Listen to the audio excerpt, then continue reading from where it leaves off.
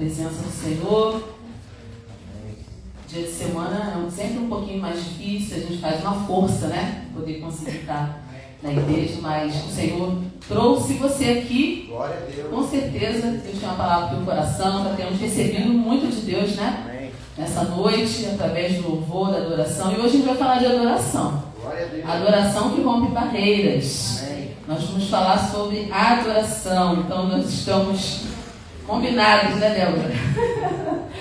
Nós estamos, não sabia, nem falei, comecei com Débora hoje, mas o Espírito Santo ele faz isso, né? Ele vai orientando tudo para que a gente possa aprender um pouquinho, né? Conhecer um pouquinho mais da palavra de Deus, essa palavra que eu amo. Eu sou apaixonada, eu posso dizer, pela Bíblia, pela palavra. Glória a Deus. Deus é lindo e Ele nos ensina todos os dias. Então vamos falar um pouquinho hoje sobre adoração. Adoração que rompe barreiras. Você pode já abrir na sua Bíblia aí em Gênesis 22. Vou começar a falar alguma coisinha aqui, depois você vai, enquanto você vai abrindo aí Gênesis 22. O dicionário Webster define a palavra adoração como sendo honrar ou demonstrar reverência por alguém divino, considerar com grande ou extravagante respeito, honra ou devoção. No hebraico, a palavra adoração, ela tem duas palavras principais. Tem a palavra avodá, que quer dizer serviço ou trabalho, e a palavra shahá, que quer dizer prostrar-se. Então, a adoração no hebraico, ela tem esses dois sentidos. Quando eu aprendi sobre isso, eu fiquei muito impactada, porque às vezes a gente acha que a adoração é só louvar ao Senhor, e não é, né? O nosso serviço também é uma adoração. A própria palavra adoração, ela ensina isso pra gente, né?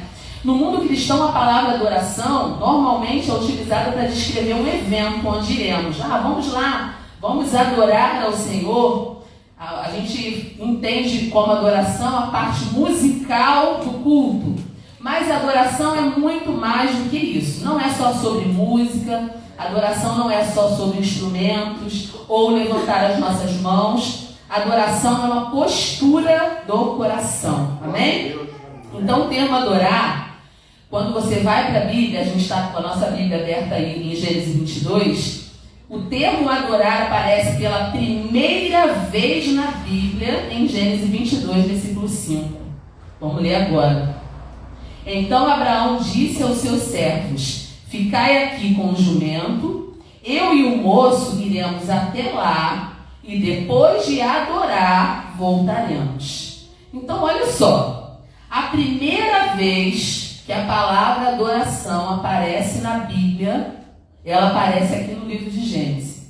E aparece num momento que você olha aqui, você não vê música, você não vê instrumentos, você não vê ninguém cantando, ninguém levantando as mãos.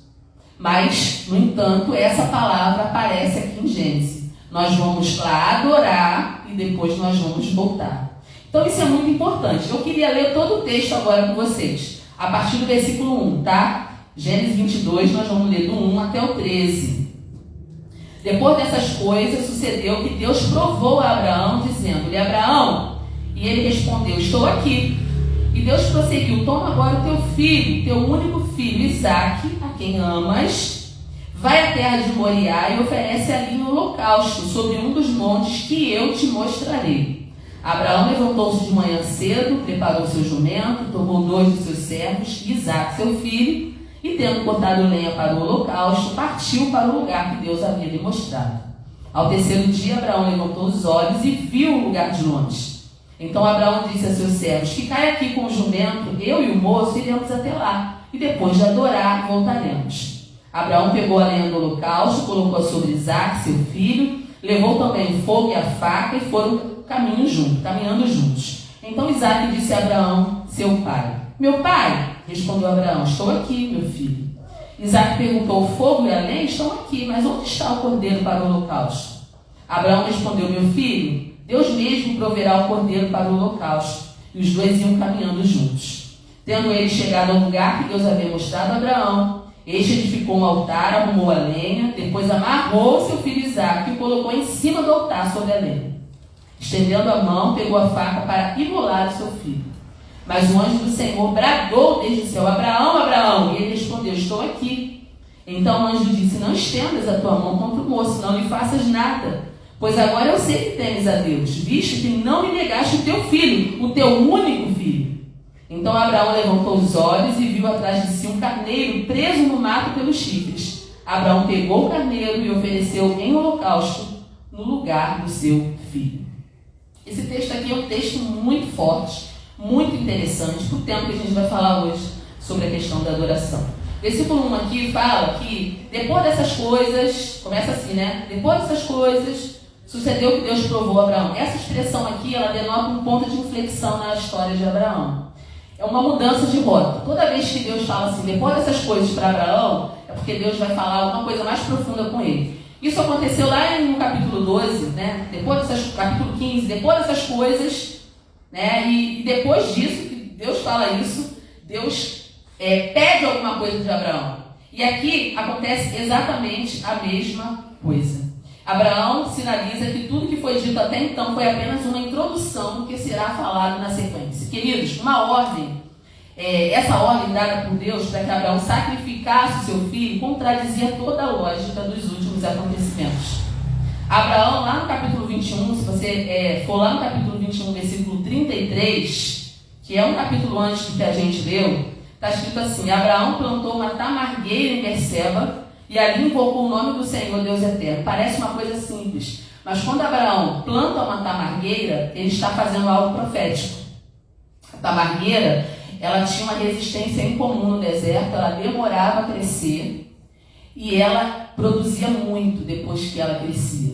Quando Abraão planta uma tamargueira e invoca o nome do Senhor, ele está dizendo assim: Deus vai me dar muitos anos, eu vou viver muito tempo, eu vou ver essa árvore dar frutos, eu estou com meu filho, eu tenho uma casa, eu tenho uma descendência, eu não tinha filho, agora eu tenho, sabe? Então, quando Deus pede, olha, agora você vai me dar o seu filho, seu primogênito, porque ele só tinha Isaac nesse momento, ele já tinha despedido, qual o nome do filho dele? Ismael. Ele já tinha despedido Ismael, ele só tinha Isaac nesse momento. E aí Deus pede o filho dele. Então, parece que Deus estava destruindo tudo aquilo que ele tinha construído. E isso acontece às vezes com a gente também. Quando parece que está tudo dando certo, tudo caminhando, e aí Deus faz alguma coisa que parece que desmonta tudo que a gente planejou. É um teste, né? Abraão aqui ele foi testado. A palavra nissá, testou, é próxima da palavra nassá, que quer dizer viajou, e próxima da palavra nassou, quer dizer carregar e elevar. Essas palavras têm em comum o sentido de elevar alguém a um ponto mais elevado. Como viajar, carregar e elevar era um teste para ver até onde Abraão era fiel a Deus. Quando Deus nos testa, Ele eleva as nossas forças corporais e morais a patamares jamais atingidos, elevando, fortalecendo as propriedades que às vezes nós temos na nossa vida, mas nós não sabemos que temos. A gente só sabe que a gente tem quando Deus nos testa. É como se você aguentasse pegar só um peso de 50 quilos lá na academia. Aí Deus coloca mais 10. Aí você vai sofrer um pouquinho para carregar mais 10. Aí você, quando você está acostumado com aquele mais 10, aí Deus vem e bota mais 10. Ele está te testando, né? No versículo 2, ele fala assim para Abraão: toma agora, rogo, teu filho, teu único, a quem amas. E ele é bem claro. Deus sabia que Abraão amava o seu filho. Toma agora, rogo, teu filho. No hebraico está assim: toma, rogo, teu filho, teu único, a quem amas, a Isaac. Vai para a terra de Moriá e oferece ali como oferta sobre os montes, que eu te direi. Deus não desconhece a dificuldade demandada de Abraão para que ele praticasse esse ato. Sabendo do seu mundo interior, Deus conhecia o coração de Abraão. Deus sabia que toda a alma de Abraão ia se opor completamente a isso. Por isso Deus foi bem claro com Abraão: toma o teu filho, o teu único filho. Quando Deus fala isso, ele não dá nem alternativa para Abraão falar assim, poxa, se o Ismael tivesse aqui, eu oferecia Ismael. E deixava Isaac, já que Deus quer um filho meu, mas não tinha como correr. Não tinha mais Ismael. Deus sabia que só tinha Isaac e Deus queria Isaac. Aquele a que você ama. Um filho que estava conectado a Abraão com toda a sua alma. Isaac era a pessoa que dava todo o significado à vida de Abraão. E Deus fala quem amas. A palavra ahavá é formada do vocábulo rav, significa dar, é a entrega que a pessoa faz de si mesma para o próximo. Isso é amor. E ele fala assim, vai para a terra de Moriá. Lá no capítulo 12, Deus fala assim, Abraão, sai da tua casa, da tua parentela, do meio dos teus, e vai para uma terra que eu te mostrarei. Quando Deus fala isso para Abraão, Deus está isolando Abraão e está santificando Abraão. Quando Deus fala assim, agora você pega o seu filho, seu único filho, e vai para a terra que eu vou te mostrar, até então ele não sabia, depois Deus diz que é Moriá. Quando Deus fala Moriá, Abraão já entende que seria uma entrega. O judeu, ele sabia disso. Até pelo nome do local que ele iria. Moriá foi onde Caim e Abel ofereceram a Deus a primeira oferta. Moriá foi onde Noé sacrificou ao Senhor quando saiu da arca. Era o mesmo lugar. E agora Deus está querendo o sacrifício de Isaac no Moriá. Todos deveriam aprender o significado do eis-me aqui, a prontidão. Quando Deus fala com Abraão, ele fala assim, ó, Abraão, toma teu filho, vai lá e oferece um holocausto. Abraão, a Bíblia fala que Abraão, ele se levanta de manhã cedo. Ele prepara o seu jumento, ele toma 2 dos seus servos, Isaac, seu filho, corta a lenha para o holocausto e parte para o lugar que Deus havia mostrado. E ali, oferece como oferta sobre as montanhas. Deus não apresentou a Abraão qualquer objetivo aparente, qualquer justificativa para o que ele estava pedindo. Isso acontece com a gente também. Muitas vezes Deus fala, faz isso, faz aquilo, vai em tal lugar, resolve com tal pessoa, sai de casa mais cedo. Às vezes Deus fala umas coisas pra gente que a gente não entende, a gente nem sabe por que Deus está falando, mas isso acontece. E Abraão vai. A ordem do versículo aqui é muito importante. Se você está com a sua Bíblia aí para acompanhar, a ordem dos fatores aqui é muito importante. Abraão espera o quanto ele pode antes de avisar Isaac. Primeiro ele pega os moços, ele chama Isaac. Ele evitou estar sozinho com Isaac. Não sei se você prestou atenção nesse versículo. Ele evitou estar sozinho com Isaac. Por quê? Porque ele não queria ter que explicar para o filho o que queria fazer. Quanto menos tempo ele tivesse sozinho com o filho, melhor. Porque, gente, aqui não era uma criança que estava sendo sacrificada, era um jovem. Ele já sabia das coisas. Ele não era uma pessoa bobinha, inocente. Ele já sabia das coisas. Então, Isaac já era um rapaz, ele sabia o que estava acontecendo, ele poderia fazer muitas perguntas, mas mesmo ele entendendo que estava indo para um sacrifício, ele viu o pai pegando tudo aquilo para o sacrifício, ele sabia o que era um sacrifício, Abraão fazia muitos sacrifícios, mas ele não pergunta, ele não questiona em nenhum momento. E você vê aqui no versículo 5, um versículo chave, né, quando ele fala, olha, fica aqui com o jumento, eu e o moço nós vamos até ali, havendo adorado, nós tornaremos a voz. Esse adorado aqui não é levantar as mãos para cantar um hino, um louvor ao Senhor. Depois que eu adorar, nós vamos voltar. Quando ele fala adorar aqui, ele está dizendo sacrificar. Sacrificar. Ele sabia que ia sacrificar, tá? Quem não era judeu, ou quem não é judeu, não entende essa dinâmica do sacrifício. O verdadeiro sacrifício jamais se trata do animal oferecido, mas sim da pessoa. Quando o judeu ia oferecer sacrifício, ele estava indo sacrificar, como se fosse ele sendo sacrificado. Era assim que eles entendiam, era assim que era feito.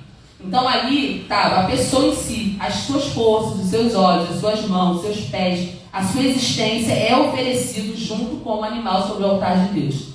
E quando você se prostrava no chão, nesse sacrifício, você estava revelando humildade, submissão, você estava colocando toda a sua personalidade sobre terra diante do sacrifício de Deus. Romanos, o apóstolo Paulo, ele fala um pouco sobre essa questão do sacrifício, lá em Romanos 12:1, quando ele diz, rogo-vos, irmãos, pela compaixão de Deus, que apresenteis os vossos corpos em sacrifício né? Paulo entendia muito bem essa questão. Paulo era judeu, era da tribo de Benjamim, ele entendia muito bem a questão do sacrifício. Então, quando vocês forem sacrificar a Deus, já no Novo Testamento, cartas Romanos, né? Apresentei os vossos corpos em sacrifício vivo, santo e agradável a Deus, que é o vosso culto racional. O que a gente veio fazer aqui hoje é apresentar os nossos corpos em sacrifício vivo ao Senhor.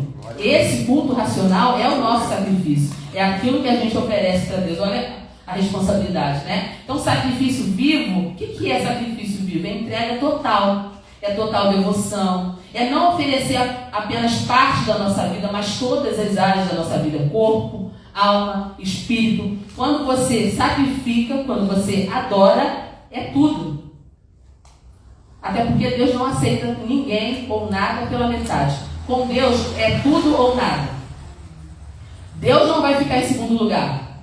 Deus quer o primeiro lugar. O segundo lugar Ele não vai aceitar. Ele quer o primeiro lugar.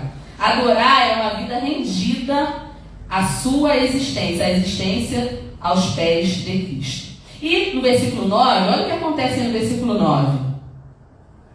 Tendo ele chegado ao lugar que Deus havia mostrado a Abraão, este edificou o altar, arrumou a lenha, depois amarrou seu filho Isaque e colocou em cima do altar sobre a lenha. Isso aqui também é muito interessante. Ninguém matava um animal em cima do altar.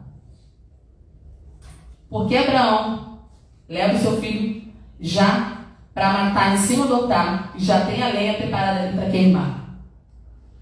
Não era feito assim. Por que Abraão faz isso? Porque ele queria se poupar do sofrimento.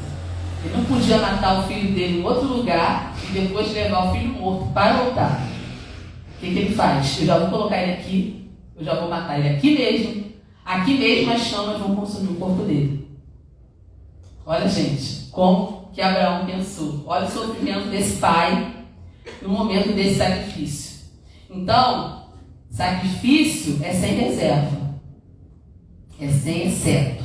Não, vou dar isso para Deus, isso aqui eu não vou dar. Vou dar isso aqui para Deus, isso aqui não. Sacrifício é total. É tudo ou nada. E Abraão entendeu isso. Então, quando a gente louva, que é bom, muito bom louvar, né? A gente fez isso aqui que faz agora, né? Levantar as mãos. Esse louvor de cantar, louvar, adorar, levantar as mãos, gente, é a parte final da nossa adoração. É o momento da nossa rendição. É o momento que a gente se prostra diante do sacrifício que já foi feito. E esse momento também precisa ser observado. Por quê? Porque não adianta a gente louvar com os lábios e o nosso coração está distante de Deus. Jeremias, ele falou, né, sobre isso. Esse povo me honra com os lábios, mas seu coração está longe de mim. Em vão me adoram. E o próprio Jesus, né, o Filho de Deus, quando veio à Terra, ele cita Jeremias, lá em Mateus 29, do 13 ao 16. Eu não vou ler agora para a gente ganhar tempo, mas Jesus fala exatamente sobre isso. Vocês me honram com os lábios, mas o coração de vocês, a vida de vocês está muito longe. E Deus conhece. Quando a gente adora, se a nossa adoração está sendo verdadeira ou se a gente está rendendo apenas parte da nossa vida. Isso é muito sério, é muita responsabilidade. Então, se nós estamos cantando e a nossa vida não condiz, cantando ou levantando as mãos, né? Ou tocando um instrumento, se você está fazendo tudo isso e a sua vida não condiz, Deus vai rejeitar. Essa é a realidade. Por isso, a Bíblia ela nos ensina sobre tudo. Tem um hino que fala assim, eu gosto muito dele, não sei se não consegui cantar porque ele é muito alto. Quando entrares na presença do Senhor, seu Deus, não dobre apenas os joelhos, dobre o coração também, dobre o coração também. Quando ouvir a palavra de Deus, não se esqueça do que ouviu, guarde no coração também, guarde no coração também. Então batei, batei, e a porta vai se abrir. Buscai, buscai, e você vai encontrar descanso na casa do Pai. Esse hino está falando o quê? Quando a gente entra na presença de Deus, não adianta só dobrar o joelho. A gente precisa também dobrar o quê? O nosso coração. Porque o coração do homem é perfeito? É certinho? Não. Como que é o coração do homem que a Bíblia fala? Enganoso. Nosso coração é enganoso. Então, quando a gente entra na presença de Deus, a gente não dobra só os joelhos, a gente também precisa dobrar o coração. Gente, isso é tão sério, é tão importante, que Deus, Ele rejeitou a adoração de um querubim no céu, em um lugar perfeito. Deus criou anjos, arcanjos, serafins, querubins, tem uma hierarquia no céu. Cada tipo de anjo, ele faz alguma coisa específica no céu. Ele tem um trabalho específico no céu. Tinha um anjo, um querubim no céu, que além de ser querubim, ele era ungido. A Bíblia fala em Isaías, que ele era ungido. Lá em Isaías 14, versículo 12, pode anotar esse versículo que é muito importante, principalmente quando se trata de adoração. Como caíste do céu, ó estrela da manhã, filho da alva, como foste lançado por terra, tu que dizia no teu coração, eu subirei ao céu, acima das estrelas de Deus, exaltarei meu trono no monte da congregação, me assentarei, subirei acima das mais altas nuvens e serei semelhante ao Altíssimo. Aí no versículo 10 fala assim, derribada está na cova a tua soberba e também o som da tua harpa, por baixo de ti, uma cama de vermes. Esse texto fala de um rei, que era muito soberbo, mas faz uma alegoria com um anjo que tentou ser semelhante ao Altíssimo. E foi derrubado do céu. Lúcifer. Foi derrubado do céu, aquele que leva a luz. Ele tinha até um apelido, o mesmo apelido de Jesus, né?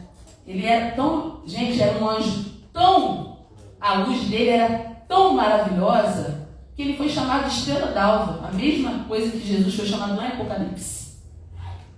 De tão resplendor que esse anjo tinha. E é muito interessante que quando ele cai, e depois eu vou dar um estudo só sobre isso, hoje eu vou passar bem rápido. Quando ele cai do céu, ele cai ao som da harpa, saía a música dele. A música saía dele. E ele foi derrubado. Só que ele não perdeu o dom da música. Isso é muito sério. O louvor era bonito, mas estava corrompido. Porque Deus foi lá no coração dele e viu que ele queria ser como Deus. Aí o que Deus faz? Derruba. Jesus falou assim, eu vi Satanás cair do céu como um raio. Jesus falou isso. E aí a gente vai pensando em várias coisas, né? Às vezes as pessoas falam assim, pastora, muita gente já perguntou isso. Na época eu não era pastora. E os dinossauros? Porque no tema de dinossauro, o que aconteceu? Aí a gente vai lá no Gênesis, né? Eu acredito que na primeira criação, porque a terra, já em Gênesis, ela é recriada, no versículo 2 ela já é recriada, a terra era sem forma e vazia. Entre o versículo 1 e o versículo 2 existem milhares de anos. Na primeira terra existiam esses animais. Quando foi recriada, Deus não fez de novo. Não. E o que aconteceu para que esses bichos todos morressem, não conseguissem sobreviver? A ciência diz que foi uma grande explosão, um meteoro que caiu. Eu acho que o nome desse meteoro está aqui, ó, que caiu do céu. Imagine, gente, um ser celestial caindo do céu. Que estrago ele poderia fazer aqui na Terra? Ele fez um estrago muito grande, né? No versículo 2, a Terra é recriada. No princípio criou Deus os céus e a Terra. Ele criou. Estava lá criado. Só que a Bíblia não fala como era. E o que acontece no versículo 2? E a terra era sem forma e vazia. Deus ia criar alguma coisa sem forma e vazio? Não. Estava sem forma e vazio porque algo aconteceu nesse período aí, entre um versículo e outro. Mas isso é uma história para outra pregação. Então, gente, a adoração, quando a gente fala em adoração, é uma coisa muito séria. Nem toda adoração é música. Porque a gente viu aqui que a primeira referência que se faz a adoração não tem música, não tem instrumento, não tem nada. É Abraão sacrificando. Então, nem toda adoração é música, mas toda música é uma adoração. Isso é muito sério. Toda música é uma adoração. Mas quando a música vem de Deus e volta para Deus, ela rompe barreiras. Quando a música vem do céu e ela volta para o céu, aí a gente vê cura através da música, libertação através da música, pessoas tirando espíritos de depressão, ansiedade através da música, porque é uma música que vem inspirada do céu e ela retorna para Deus. Isso é muito sério, isso é muito sério. Gente, a música, ela tem um poder maravilhoso. E não diga que foi um homem que criou a música, não. Não fale uma besteira dessa. Não foi o homem que criou a música. Não foi o homem que criou a música. A música já existia no céu muito antes de existir aqui na terra. Ela já existia lá. Antes de existir aqui, ela já existia lá. Então, a música foi criada por Deus para adorar a Deus. Eu desafio qualquer pessoa a pegar qualquer texto na Bíblia que fala de música, canção e louvor, em que alguém está louvando o homem ou adorando o homem. Toda música, toda adoração que está na Bíblia é para Deus. Ah, mas eu me sinto tão bem quando eu estou louvando. Sim, isso é uma consequência da música de Deus, que veio de Deus e volta para Deus. É uma música saudável, é uma música que vem inspirada por Deus. Isso é muito sério. Quando eu volto a repetir, quando a música vem de Deus e volta para Deus, ela rompe barreiras. Vou dar um exemplo de Paulo e Silas. Paulo e Silas estavam presos na prisão, mas a vida deles estava rendida. Quando eles começaram a louvar na cadeia, o que aconteceu? De um louvor, como resultado de uma vida completamente rendida a Deus, quando eles começaram a louvar, a cadeia começou a tremer. Por quê? Porque antes deles cantarem, a vida já era uma adoração. Então, quando eles abrem a boca para louvar, não houve espaço naquela cadeia para mais nada, além da presença de Deus. Estavam ali dois servos de Deus que tinham apanhado muito, sido açoitados e jogados na cadeia. Eles podiam estar ali chorando, falando: ai meu Deus, olha como é que Deus me ama, tá vendo o que aconteceu? Está pegando, fomos parar na cadeia. Não, eles não reclamaram. A vida deles estava rendida a Deus. E quando eles começam a louvar, as cadeias todas se abrem. Porque quando a gente começa a louvar com um louvor que veio do céu e é para Deus, algo começa a acontecer na nossa vida. Eu aprendi isso, irmãos. Tem coisa que você vai orar para resolver. Tem coisa que você vai louvar. Deus vai se entronizar no meio dos louvores e vai resolver a questão. Foi o que a Débora falou aqui no início. Vocês prestaram atenção? Foi aquela comitiva de instrumentistas, de pessoas, de cantores na frente da batalha. E o que aconteceu? Tudo se desbaratou. Deus resolveu a questão através do louvor a Ele. Isso é muito importante. Então, vamos pensar. Hoje eu não tenho mais essa dinâmica na minha vida, graças a Deus. Ano passado eu trabalhava de 7h30 da manhã até às 17h30 na escola. Eu ficava 10 horas dentro de uma escola. Muito ruim. Você imagina, eu dei um exemplo meu. Eu entrei 7h30 na escola, fiquei 10 horas dentro de uma escola, 17h30 eu saí. Tem gente que sai do trabalho e ainda vai para a faculdade estudar, fazer um curso. Agora, imagine se eu fosse adorar a Deus só quando eu tivesse tempo. Quando que eu ia adorar a Deus?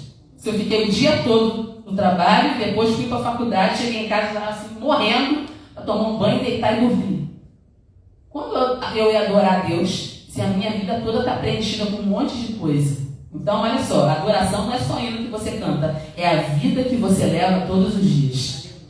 Isso é adoração. Você adora louvando? Sim, mas você também adora com a sua vida, diariamente. Você não está louvando na rua indo para o trabalho, mas você está ligado com o teu pensamento no trono da graça. Você está lá falando com o Senhor está falando com você, você está ouvindo um louvor, você está ouvindo um hino, você está ouvindo um devocional, escutando uma pregação. Você está adorando a Deus, independente de que momento do dia você está. E aí, Quando a gente pensa nisso, a responsabilidade nossa aumenta muito mais. Quando a gente vê lá em João 4, vamos lá rapidinho, acho que ainda dá tempo, tem alguns minutinhos aí ainda. João, Evangelho de João, lá na frente. João capítulo 4, versículo 20, olha o que está dizendo aí. 20 ao 24. Nossos pais adoraram nesse monte, ó, a samaritana falando em adoração. Nossos pais adoraram nesse monte. E vocês dizem que é em Jerusalém, o lugar onde se deve adorar. Então Jesus disse à mulher, mulher, crê em mim. A hora vem que nem nesse monte, nem em Jerusalém adorareis ao Pai. Vocês adoram o que não conhecem. Nós adoramos o que conhecemos, porque a salvação vem dos judeus. Mas virá a hora, e de fato já chegou, em que os verdadeiros adoradores adorarão o Pai no Espírito e em verdade. Porque são esses os adoradores que o Pai procura. Deus é Espírito e é necessário que os que o adorem em Espírito e em verdade. Deixa eu explicar isso aqui bem rapidinho. Quando o altar e o templo começaram a ser reconstruídos após o cativeiro babilônico, os samaritanos, que eram um grupo misturado, era judeu misturado, né? Misturou a raça lá. E eles quiseram ajudar na reconstrução. O que os judeus falaram? Não, vocês não vão nem mexer em nada aqui, vocês não vão ajudar em reconstrução de templo nenhum. Vocês não têm parte aqui, porque vocês se contaminaram. Vocês não têm parte aqui. Quando os samaritanos receberam essa resposta dura dos judeus, eles passaram a odiar os judeus. É por isso que existe essa rixa aí, samaritano e judeu. O que eles fizeram? Já que a gente não pode adorar no templo, em Jerusalém, que é o lugar, a gente vai fazer um lugar nosso para adorar. E eles decidiram adorar lá no Monte Gerizim. Eles construíram um templo mesmo no Monte Gerizim. Quando chegou mais ou menos no ano 128 a.C., João Hircano, um dos reis macabeus, destruiu esse templo. Porque os macabeus, quem já leu aí a Bíblia, né? A Bíblia Católica tem um livro de Macabeus, é um livro histórico, é legal ler como história. Os macabeus, eles foram lá e destruíram esse templo que eles construíram no Monte Gerizim. Mas mesmo assim, os samaritanos continuavam adorando lá. Por isso que quando Jesus conversa com a mulher, ela fala assim, olha, nossos pais adoravam nesse monte, apontando Gerizim. Vocês dizem que é em Jerusalém. Afinal de contas, onde se adora? Qual lugar que se adora? Ela pergunta isso para Jesus. Aí Jesus fala, olha, nem aqui, nem ali. Os verdadeiros adoradores adoram o Pai em espírito e em verdade. A nossa adoração não está condicionada em um lugar. É o coração que precisa estar rendido nessa adoração. Então, por que a adoração dos samaritanos não era correta? Porque Deus não aceitava. E Jesus falou isso, olha, Jesus não mentiu para ela não. Jesus falou assim, ó, vocês adoram o que não conhecem. Nós adoramos o que conhecemos. Jesus foi bem claro. Tá? Eles acreditavam que a adoração adoravam o mesmo Deus dos judeus, mas não aceitavam as escrituras dos judeus. Para quem não sabe, os samaritanos só aceitavam os 5 primeiros livros da Bíblia, que era o Pentateuco. O restante, os profetas, livro de crônicas, livro de reis, eles não aceitavam nada disso. Só os 5 primeiros livros. Então, quando Jesus fala assim, ó, vocês não sabem nem o que vocês estão adorando, porque vocês não aceitam a Escritura. A Escritura é que nos ensina como adorar. Amém, irmãos? Amém. É a Escritura que nos ensina como adorar. Não é o influenciador da internet, não é o youtuber, não é o pastor famosinho que nos ensina a adorar. É a Escritura que nos ensina como adorar.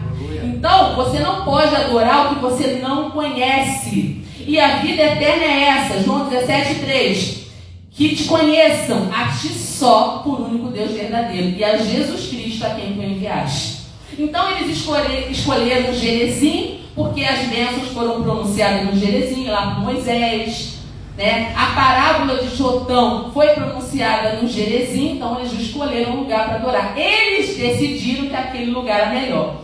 E por que Jerusalém era aceito como adoração? Porque foi o próprio Deus que escolheu Jerusalém para a adoração. E Deus ama tanto Jerusalém, que lá em Apocalipse diz que Jerusalém vai descer do céu.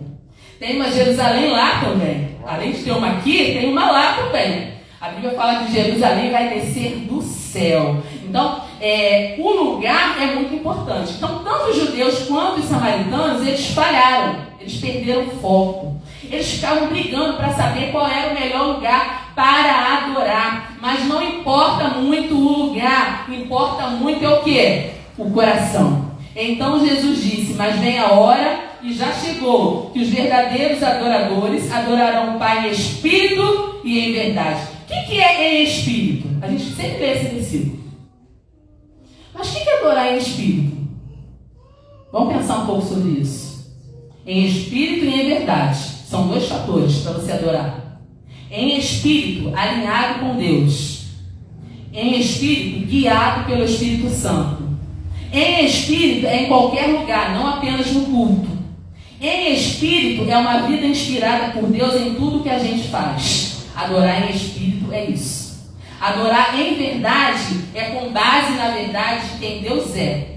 De acordo com os princípios de Deus. Informado pela palavra de Deus. Sabendo o que Deus pensa sobre as coisas. E quando você adora desse jeito, o teu louvor ultrapassa a barreira da atmosfera e entra diante do trono de Deus. Irmãos, que a gente possa adorar realmente o Senhor em espírito e em verdade. A palavra de Deus diz que Deus está entronizado no meio dos louvores de Israel. Quando você não tiver saída, experimenta louvar. Experimenta adorar ao Senhor. O diabo fica com muita raiva.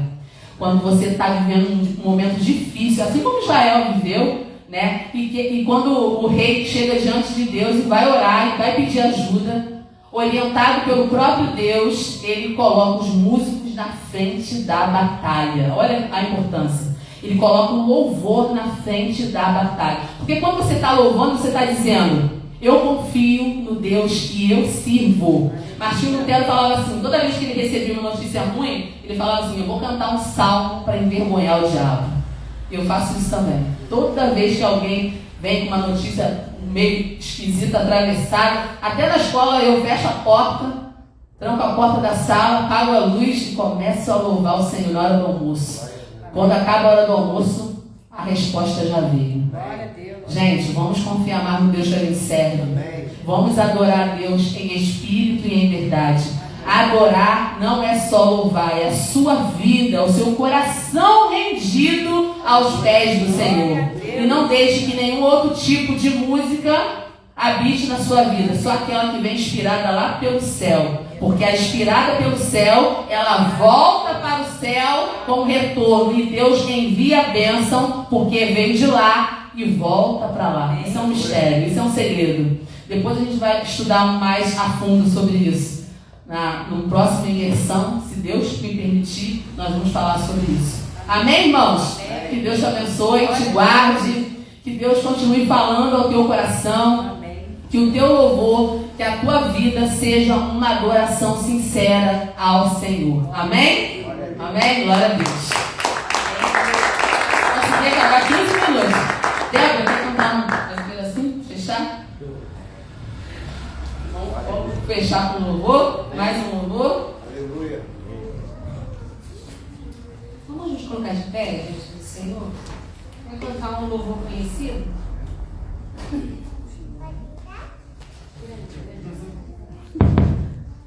Vai cantar um louvor conhecido? Eu confesso que eu gosto muito da pastora da pregando. E aí, quando a gente fala sobre adoração diante do Senhor, até quando eu vou separar de músicas que eu vou cantar, sempre separo as músicas porque eu tenho o entendimento de que a gente pode levantar vários louvores aqui e cantar a respeito de muitas coisas, mas o que mais importa é aquela mensagem que a gente vai ministrar aqui, que é sobre a grandeza do nosso Deus.